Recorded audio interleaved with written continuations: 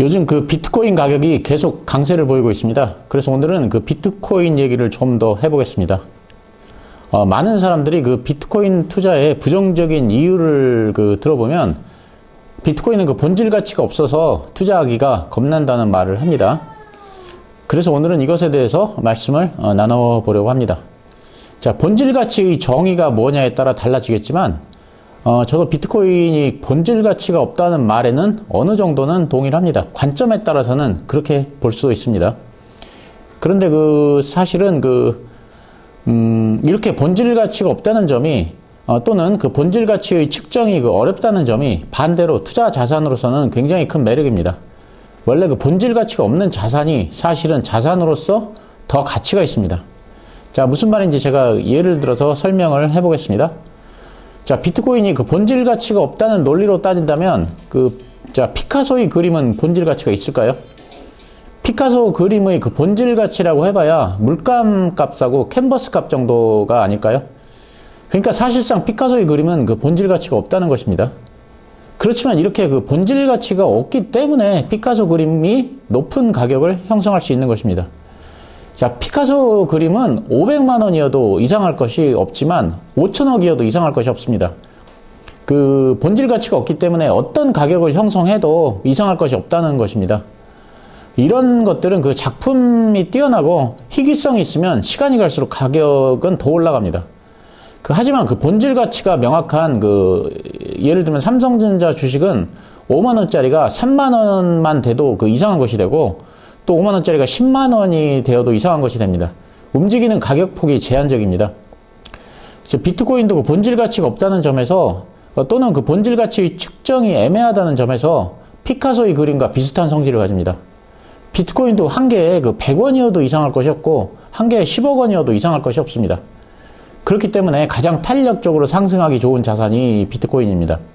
피카소 그림이 본질 가치가 없다고 해서 실제로 가치가 없는 것이 아닙니다. 마찬가지로 비트코인이 본질 가치가 없다고 해서 가치가 없는 것이 아닙니다.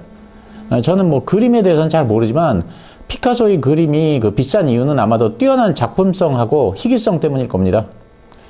비트코인도 마찬가지입니다. 전 세계에 있는 어떤 자산도 2100만 개로 그 개수가 한정된 자산은 없습니다. 아주 희귀한 자산입니다. 그리고 최초로 블록체인이라는 신기술을 이용한 자산입니다. 그만큼 뛰어나고 예술성과 상징성이 있고 굉장히 희귀한 작품이라는 것입니다. 그러면 시간이 지날수록 그 가치는 계속 올라갈 가능성이 크다고 생각합니다. 피카소의 그림이 시간이 지날수록 그 가치가 계속 올라가는 것과 마찬가지라고 저는 생각합니다.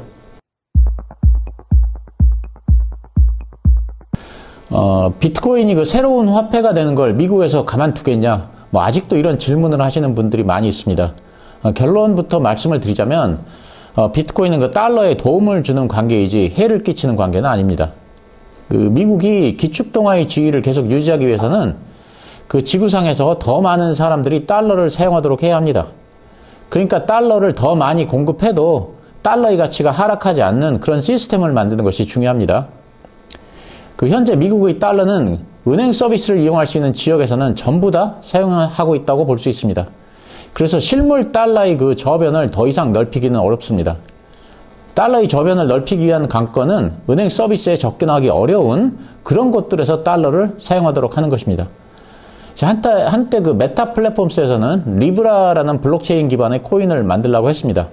이 리브라 백서에 의하면 가장 기본적인 금융 서비스조차 받을 수 없는 사람들이 전 세계에 17억 명이나 된다고 합니다. 예를 들면 인도 인구의 50%가 은행 통장이 없고 동남아 인구의 40%가 은행 통장이 없습니다. 이 사람들은 은행에 접근을 할 수가 없으니까 달러를 사용하지 않습니다. 그리고 이들에게 달러를 사용하도록 할 방법은 현재는 없습니다. 그런데 미국의 입장에서 이런 문제를 해결해 줄 수 있는 것이 스테이블 코인입니다. 은행이 없는 저개발 국가에서는 통상 핸드폰이 은행의 역할을 합니다. 핸드폰으로 돈을 받고 또 핸드폰으로 결제를 하는데 이런 사람들에게는 미국의 다국적 플랫폼 기업들이 달러를 퍼뜨리는 역할을 할 수가 있습니다. 예를 들면 국민의 절반이 은행 서비스를 이용하지 못하는 인도라든가 또는 아프리카 같은 곳에서도 페이스북, 인스타그램, 왓츠앱 등 메타 플랫폼스의 서비스를 많이 이용합니다. 만약 메타 플랫폼스가 산하 플랫폼 기업들을 통해서 그 스테이블 코인을 이용한 여러 가지 결제를 할 수 있는 시스템을 만든다고 생각을 해보겠습니다. 그러면 그 은행 서비스가 없는 지역의 사람들은 기꺼이 스테이블 코인을 이용해서 결제를 할 것입니다.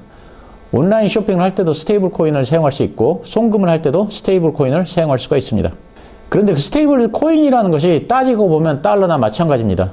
이와 관련해서 2021년 1월에 미국의 통화감독청에서는 이런 말을 했습니다. 스테이블 코인이 미국 달러와 1대1로 패그되어 발행되기 때문에 스테이블 코인이 사실상 달러를 블록체인 위에서 유동화한 것이라고 볼 수 있다는 것입니다. 미국 은행에서 스테이블 코인을 발행하는 경우 실질적으로 미국 달러가 디지털 형태로 유동화되는 것이기 때문에 달러 지배력이 확장된다고 보는 것입니다. 한편 스테이블 코인은 한 개가 발행될 때마다 1달러씩 은행에 예치됩니다. 그런데 이제는 1달러를 그냥 은행에 예치하는 것이 아니라 그 돈으로 미국 국채를 매입하도록 하겠다고 했습니다. 미국 재무부에서는 계속 국채를 찍어내야 하는데 요즘 국채를 매입해줄 주체가 없어서 고민입니다. 만약 스테이블 코인 발행사들이 국채를 매입해 준다면 미국 정부 입장에서도 환영할 만한 일입니다. 그런데 이 스테이블 코인이 비트코인과 같은 생태계를 이루고 있습니다. 현재 시가총액이 가장 큰 스테이블 코인은 테더인데 테더와 비트코인의 관계를 보면 스테이블 코인과 비트코인 간의 생태계를 알 수 있습니다.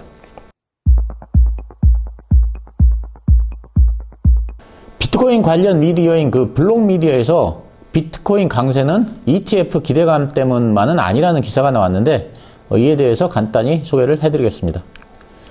카프리얼 인베스트먼트의 설립자인 찰스 에즈워드는 법정 화폐의 평가 절하, 글로벌 긴장과 전쟁 위기가 고조되는 가운데 세계 최대 자산 운용사들이 비트코인을 양질의 자산으로 선전하고 있다고 말했습니다.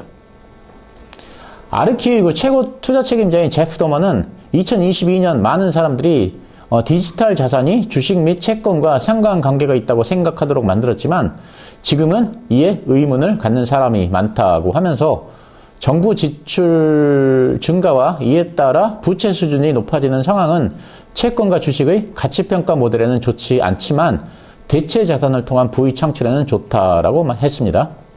자, 우리가 잘 아는 폴 튜터 존스는 지정학적 불확실성 못지않게 큰 문제는 우리가 직면하고 있는 미국의 재정 상황이며 이는 완전히 다른 정치적 사고방식을 요구할 것이라고 했습니다. 앞으로도 미국 재무부는 계속 국채를 발행해야 합니다. 바이든 정부는 지금 당장 이스라엘과 우크라이나를 돕기 위해 또 채권을 발행한다고 했습니다. 전쟁으로 시장이 불안하면 자금이 국채로 몰리고 그래서 국채금리가 떨어지고 안전자산 선호 심리 때문에 달러가 강세를 보일 것이라고 경제 전문가들은 예측을 했습니다. 그렇지만 실제로는 반대 현상이 나타나고 있습니다. 국채금리는 여전히 강세이고 달러는 주춤합니다. 이런 현상이 발생되는 이유는 투자자들이 너무나 많이 발행되는 국채에 대해 점점 더 불편해하고 있다는 증거라고 생각합니다. 그렇기 때문에 저도 찰스 에즈워드, 제프 더먼, 그리고 폴 튜터 존스의 말에 동의를 합니다.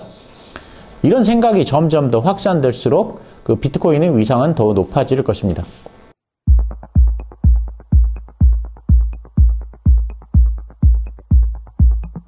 인터넷 브라우저로 익스플로러와 크롬, 그리고 파이어폭스와 사파리가 있습니다.